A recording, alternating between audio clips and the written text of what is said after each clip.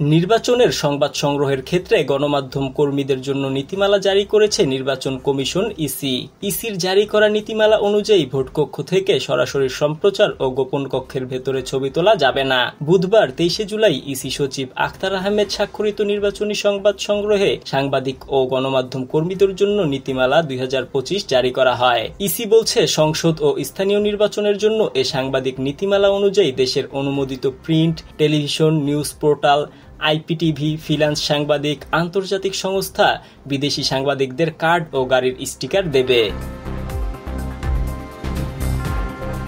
এজন্য নির্বাচনের 1 সপ্তাহ আগে আবেদনের মাধ্যমে সংশ্লিষ্টদের সাংবাদিক পাস কার্ড, গাড়ি ও মোটরসাইকেলের স্টিকার দেবে ইসি সচিবালয় ও রিটার্নিং অফিসার।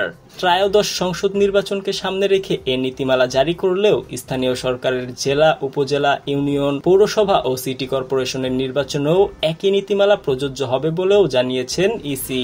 নীতিমালা অনুযায়ী কার্ডধারী সাংবাদিক সরাসরি ভোটকেন্দ্রে প্রবেশ করতে পারবেন। এরপর প্রিজাইডিং কর্মকর্তাকে অবহিত করে তথ্য, ছবি ও ভিডিও নেবেন।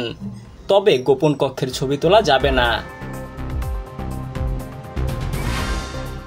একসঙ্গে দুটির বেশি সংবাদ মাধ্যম ভোটকক্ষে প্রবেশ করতে পারবেন না। ভোটকক্ষে 10 মিনিটের বেশি থাকতে পারবেন না। ভোটকক্ষে নেওয়া যাবে না সাক্ষাৎকার। ভোটকক্ষের ভেতর থেকে সরাসরি সম্প্রচারও করা যাবে না। সরাসরি সম্প্রচার করতে হলে ভোটকক্ষ থেকে নিরাপদ দূরত্বে থাকতে হবে।